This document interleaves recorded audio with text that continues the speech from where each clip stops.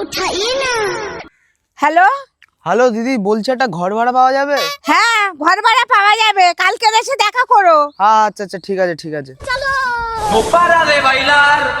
বলছি দিদি, কালকে যে ফোন করেছিলাম ঘর ভাড়ার জন্য, ঘর ভাড়া কি হবে? হ্যাঁ হবে, বসো বসো। তা তোমার নাম কি? ঘর ভাড়া নেওয়ার জন্য আমার নামও বলতে হবে? তার নাম বলতে হবে না? বাংলাদেশি লোকের চাপ বেড়ে যাচ্ছে। তা তুমি এপারের কি ওপারের আমার চেক করতে হবে না? বাংলাদেশের রহিমদের আমরা ঘর ভাড়া দেবো না। না না, ওসব নিয়ে কোনো সমস্যা নেই, আমার কাছে সব ডকুমেন্টস আছে, আমি ইন্ডিয়ান। ঠিক আছে, তাহলে নামটা বলুন। ঠিক আছে, আমার নামটা লিখুন। আমার নাম হচ্ছে নাচু দে। হ্যাঁ কি নাম? আরে আমি বলতে যাচ্ছিলাম যে আমার নাম নাচু দে। ও বুঝলাম। তো তোর বাবা কি করে? আগে বিচির ব্যবসা করে। আরে ঘাবড়ানোর দরকার নেই, আমি বলছিলাম যে সুপারি নামে যে একটা ফল হয় না, ওর ভিতরে যে ওই ছোট্ট দানাটা থাকে ওটাকে বিচি বলে। ওইটা বিক্রি করেই পয়সা কামায়, ওই জন্যই শর্টকাটে বিচির ব্যবসা বলি। বেরো বকাচোদা, তোর ঘর ভাড়া দেবো না, তুই বিচির ব্যবসা করবি।